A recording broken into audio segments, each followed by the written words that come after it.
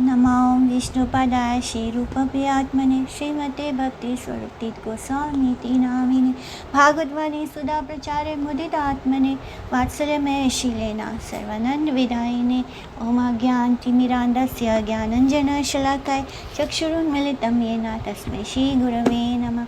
वाञ्छाकल्पतरुभ्यश्च कृपा सिन्धुभ्येव च पतितानां पावनेभ्यो वैष्णवेभ्यो नमो नमः। जय श्री कृष्ण चैतन्य प्रभु नित्यानंद श्री अद्वैत गदाधर शिवसादि गौर भक्तवृंद। Hare Krishna Krishna Krishna Hare Hare, Hare Ram Ram Ram Hare Hare. Chapter 14 from shloka number 19।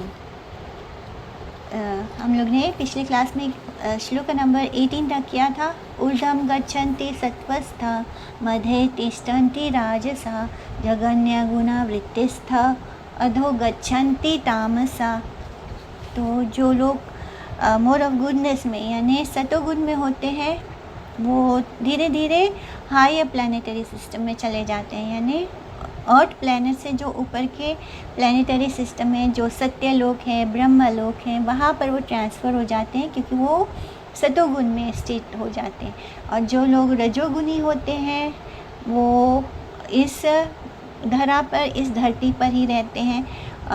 और जो उससे भी लोअर ग्रेड के यानी जो तमोगुणी लोग होते हैं वो कहाँ जाते हैं, वो नीचे हेलिस प्लैनेट में चले जाते हैं, या जितने भी लोअर प्लानिटरी सिस्टम्स हैं वहाँ पे जहाँ पे कंडीशन बहुत ख़राब होती है, तामसिक लोग वहाँ जाते हैं, या फिर वो एनिमल किंगडम में चले जाते हैं, या फिर वो बर्ड्स बन जाते हैं।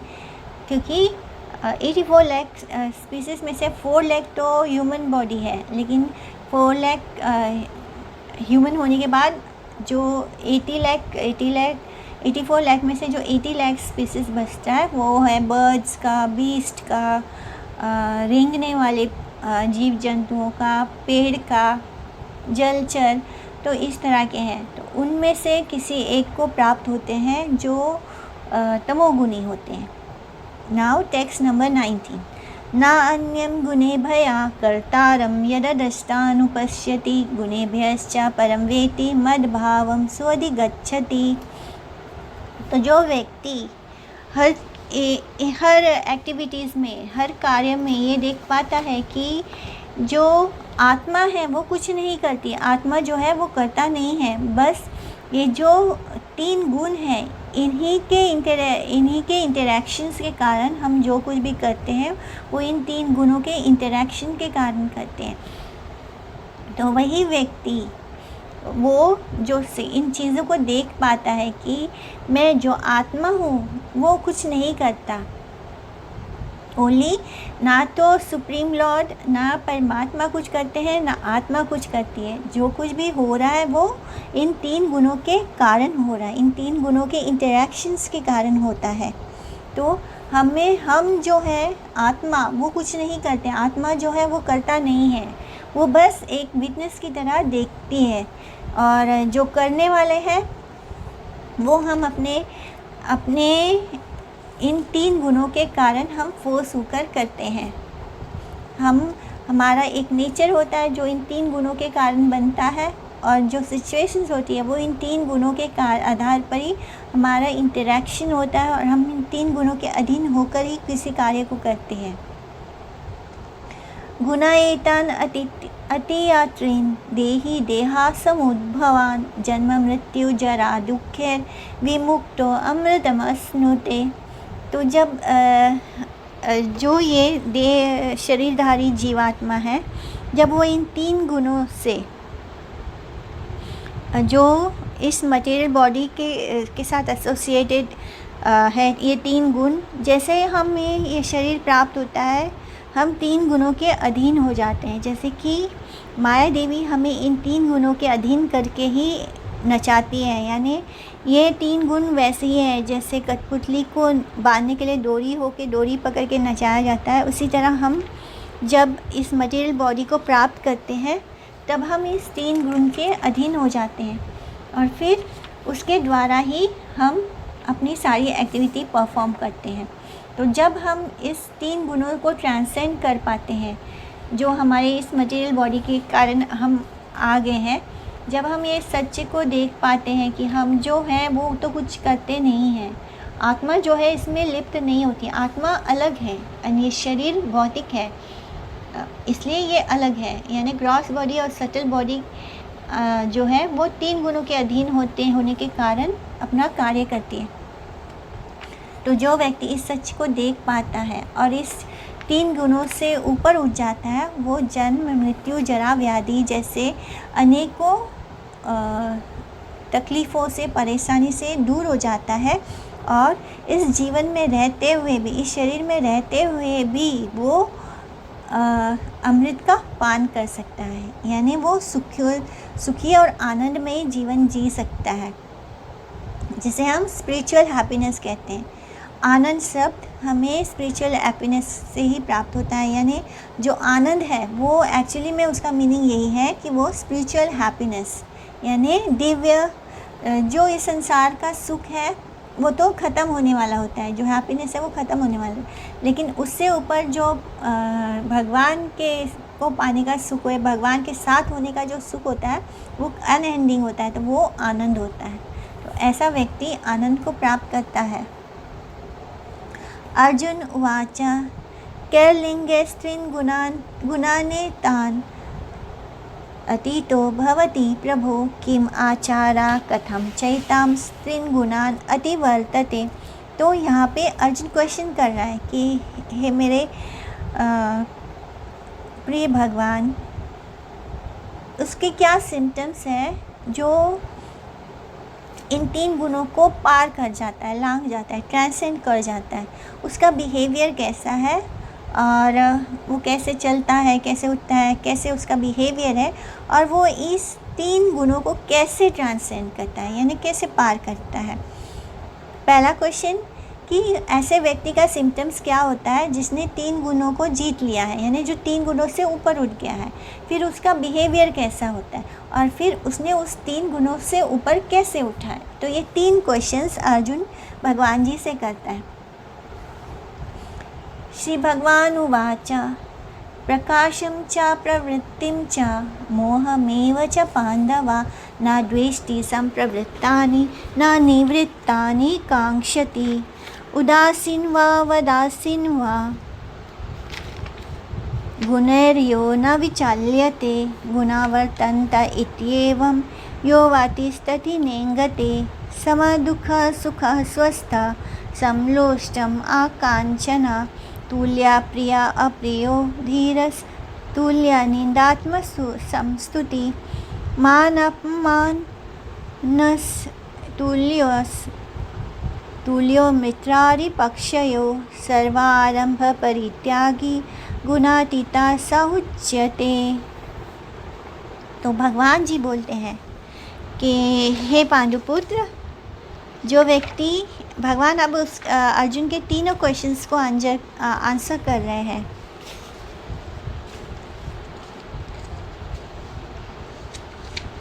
जब एम्बॉडी सोल, जब देहधारी आत्मा इन 3 गुणों को पार करती है, तब वो जन्म मृत्यु जरा व्याधि से मुक्त हो जाती है, हर तरह के दुख तकलीफ से मुक्त हो जाती है। तो अब अर्जुन क्वेश्चन करता है, 3 क्वेश्चन करता है भगवान से कि वो उसका क्या, वो व्यक्ति जिसने 3 गुणों को पार कर लिया वो कैसे, उसका सिम्टम्स क्या है, उसने कैसे उन 3 गुणों को पार किया और वो कैसे बिहेव करता है, वो उसका आचरण कैसा है, उसका कंडक्ट कैसा है। तो भगवान आंसर कर रहे हैं कि उसके कैरेक्टरिस्टिक क्या है जिसने 3 गुणों को पार कर लिया। तो हे पांडुपुत्र, ना तो वो क्योंकि उसे स्पिरिचुअल ज्ञान प्राप्त हुआ है, इस बात से ना तो उसके मन में कोई अटैचमेंट होता है, ना ही उसको हेट होता, यानी अगर उससे कुछ स्पिरिचुअली प्राप्त होता है ना तो उससे वो बहुत खुशी होता है, ना ही उसे किसी चीज़ से अटैचमेंट होता है, ना ही वो उसे कोई इल्यूजन होता है। जब वो किसी बात से इल्यूजन में हो तो उससे उसे कोई परेशानी नहीं होती, ना ही वो किसी चीज़ को पाने की इच्छा करता है।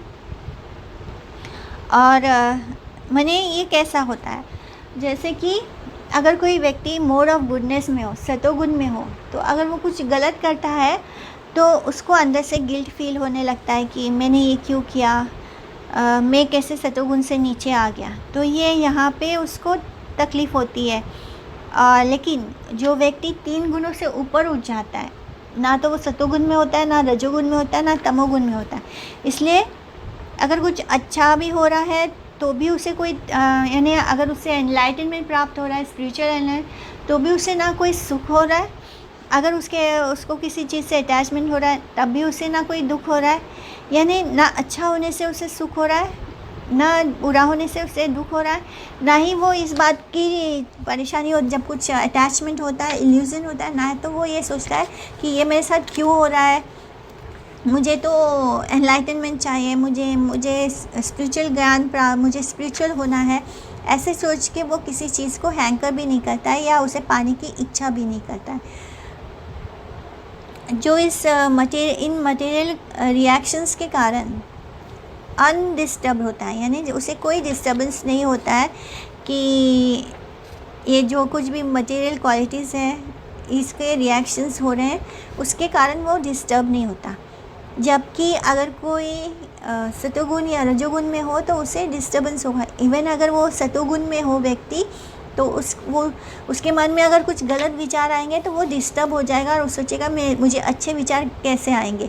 तो इसी मेज़र में मतलब हम इससे मेज़र कर सकते हैं कि अभी हम गुणों के अधीन हैं। जब हम गुणों से ऊपर हो जाएंगे, गुणातीत हो जाएंगे, तब हमें इन सब चीज़ों से कोई फ़र्क नहीं पड़ेगा। अगर कुछ अच्छा हो रहा है ना तो उससे फ़र्क पड़ेगा, ना कुछ बुरा हो रहा है ना उससे फ़र्क पड़ेगा, क्योंकि हम जान पाएंगे कि हम जो आत्मा है इन चीज़ों से ऊपर है। यानी ये सब कुछ जो हो रहा है वो मटेरियल रिएक्शंस हो रहा है 3 गुणों के कारण। जो मटेरियल रिएक्शंस हो रहे हैं उनसे मैं अछूता हूँ, मुझे इससे कोई फ़र्क नहीं पड़ता। वो अपने आप में सिचुएटेड होता है और हैप्पीनेस और डिस्ट्रेस को सेम मानता है। यानी चाहे सुख हो तब भी सेम, चाहे दुख हो तब भी सेम। कैसे?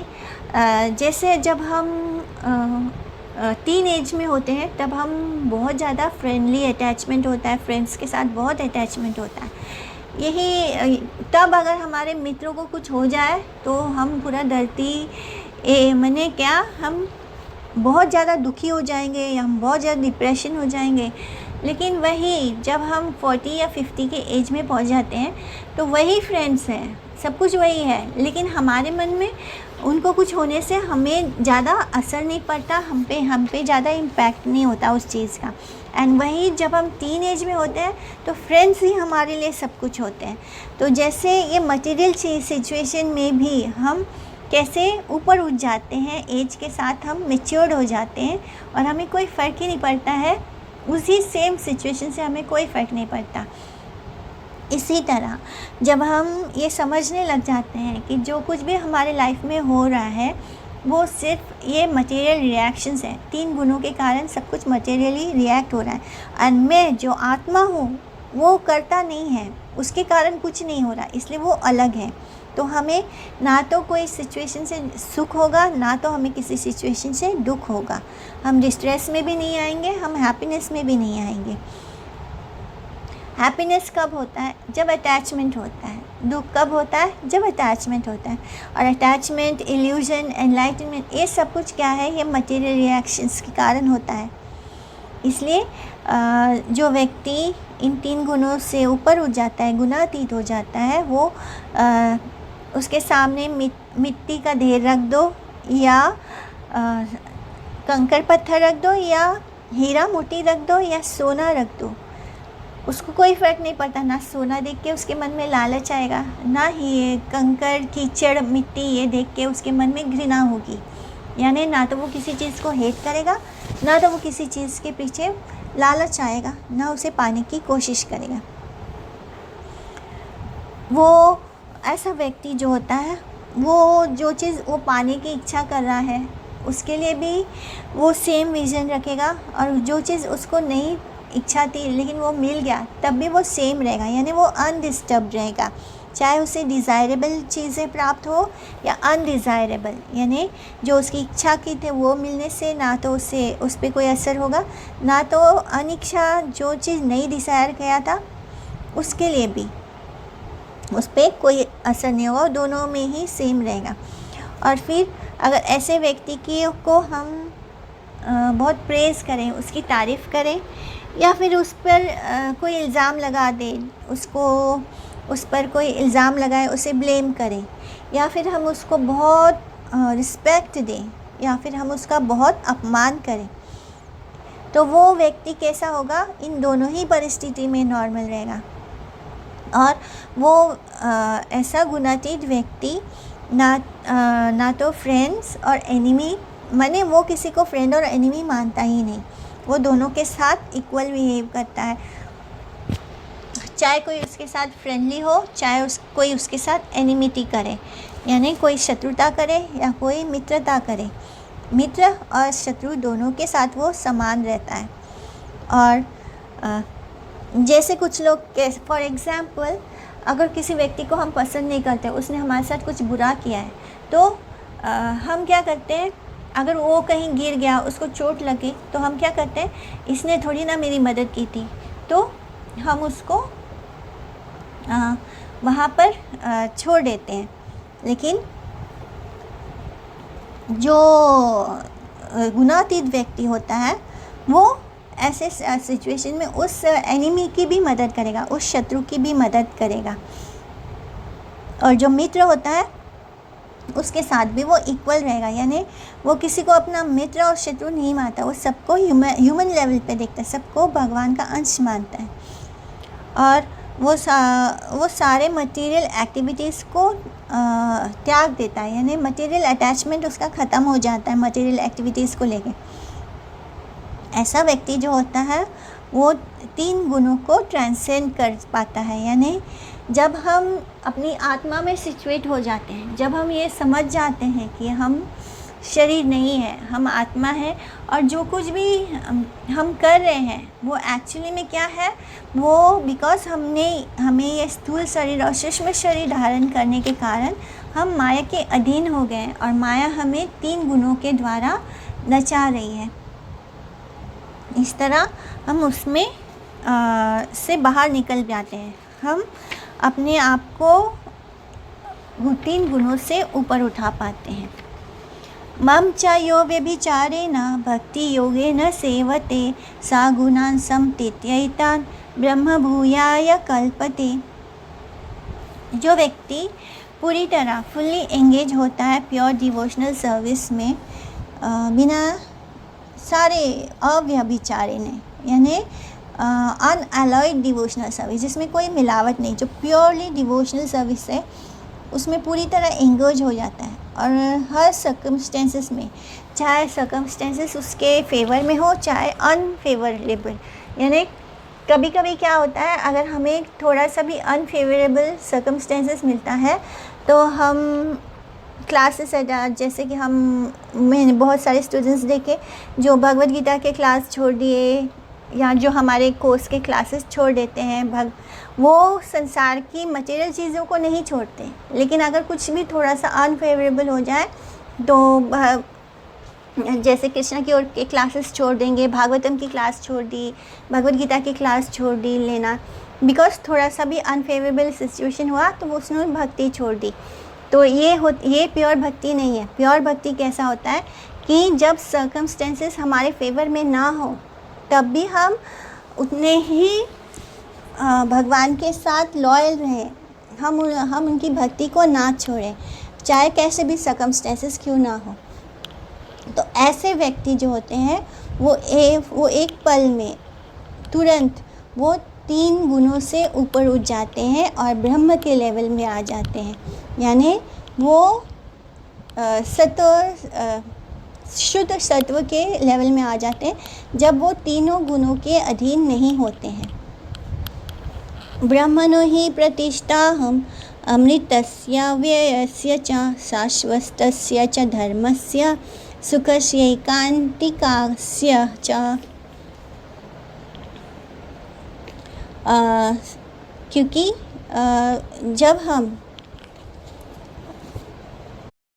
जैसे कि लास्ट श्लोक में बात बताया कि हम ब्रह्म के लेवल पे पहुंच जाते हैं। तो ब्रह्म के लेवल पे पहुंचने का मतलब होता है कि हम ये आइडेंटिफाई कर लेते हैं कि हम एक इंडिविजुअल सोल है, जिससे कि हमारी आइडेंटिटी ख़त्म नहीं होती।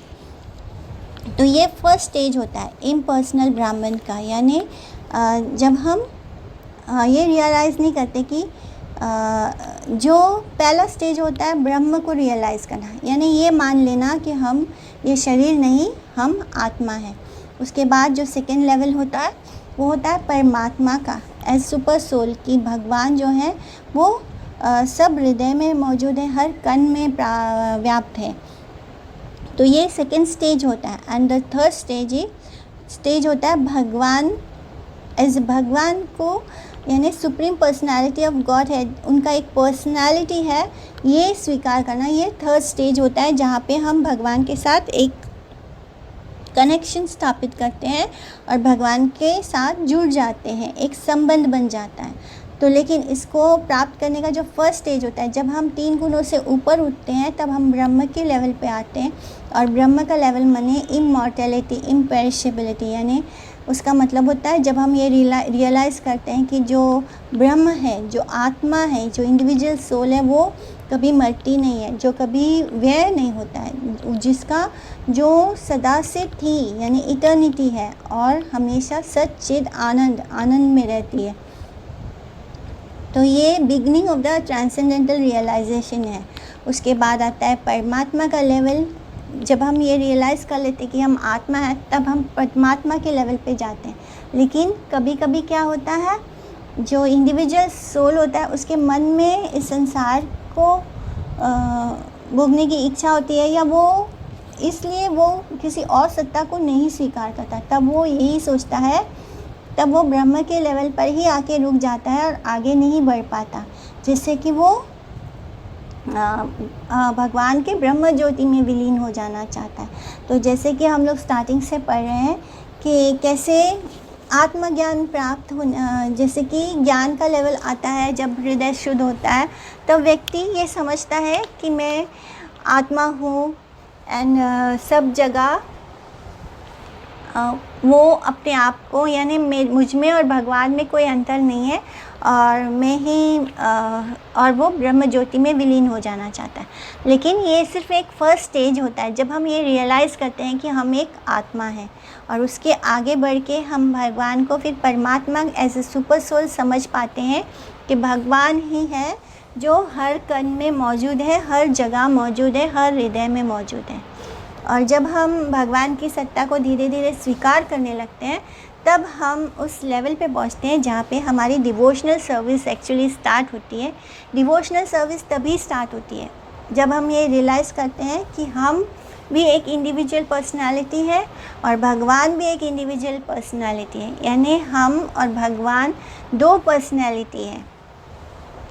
अचिंत्य भेद अभेद तत्व जो है श्री चैतन्य महाप्रभु ने दिया है। तो माने हम भी है, भगवान भी है, और तब हमारा उनके साथ एक संबंध जुड़ता है। तो यही होता है डिवोशनल सर्विस। तो इस तरह जीव आत्मा भगवान बनने की कोशिश में, इस यानी भगवान की तरह एंजॉय करने की कोशिश में उसके अंदर डिज़ायर्स आते हैं, जिसे पूरा करने के लिए भगवान हमें इस मटेरियल वर्ल्ड में भेज देते हैं। यानी यहाँ इस संसार में 84 लाख योनियाँ हैं, उन सब योनियों में से हम गुज़रते हैं क्योंकि हमारे अंदर इच्छाएं थी। तो भगवान कैसे हमारी इच्छाओं को पूरा करते हैं। अगर किसी को नॉनवेज खाना बहुत पसंद है, अच्छा खासा सूट बूट पहन के भी लोग क्या करते हैं, जानवर बन के टेबल पे रखा चिकन मटन कैसे खाते हैं, तो वो बिल्कुल एनिमल प्रोपेंसिटी में होते हैं। यानी उन्होंने अच्छे कपड़े तो पहन लिए लेकिन उनके अंदर का राक्षस बाहर नज़र आ जाता है। भगवान ने हमें कैनाइन टूथ नहीं दिए, यानी भगवान ने हमें वैसे दांत नहीं दिए जिससे कि हम मांस को नोच कर खा सकें। हमें जैसे दांत मिले हैं वो सिर्फ सब्जी और वेजिटेरियन चीज़ों को खाने के लिए, जिससे कि हम अपने शरीर में बस उतना ही अन्न दें जिससे कि हम उस शरीर को मेंटेन कर सके और अपने स्पिरिचुअल रियलाइजेशन की जर्नी में आगे बढ़ सके। मानव शरीर देह मिला है तो वो इसलिए मिला है कि हम भगवान तक वापस जा सकें, उनको जान सकें, और ये सिर्फ ह्यूमन बॉडी में पॉसिबल है। एनिमल बॉडी में ये इम्पॉसिबल है, उनके पास बुद्धि नहीं होती, वो उन्हें मूड कहा गया है। तो इस तरह व्यक्ति जब ये रियलाइज़ कर लेता है कि क्योंकि उसे ये देह प्राप्त होने के साथ ही क्या होता है, हम 3 गुणों के अधीन आ जाते हैं और ये 3 गुण हमें अपने इशारों पे नचाते हैं। तो जब हम ये रियलाइज़ कर पाते हैं कि हम तो ये शरीर नहीं हैं, हम आत्मा हैं और हम कोई करता नहीं है, हम कुछ नहीं करते हैं, जो कुछ भी करते हैं वो भगवान जी नहीं, ये 3 गुणों के कारण हो रहा है। तब हम रियल में उन चीज़ों को रियलाइज़ कर पाते हैं और ग्रेजुअली हम जब हरि नाम करते हैं, भगवान का नाम स्मरण करते हैं, कथा सुनते हैं और फिर किसी भक्त के एसोसिएशन में आते हैं और फिर उनके द्वारा हम अपने स्पिरिचुअल मास्टर से मिलते हैं और तब हमारे हृदय में जो हमारे स्पिरिचुअल मास्टर हमें भक्ति लता बीज देते हैं, उसको हम नर्चर करते हैं श्रवणम कीर्तनम से और हमारी डिवोशनल सर्विस आगे बढ़ती है। इस तरह हम हरि नाम करके भगवान के साथ एक रिलेशनशिप बनाते हैं, एक संबंध बनाते हैं एंड तब हम इन 3 गुणों से ऊपर उठ जाते हैं। हरे कृष्णा। जय श्री गुरुदेव, जय श्री प्रभुपाद।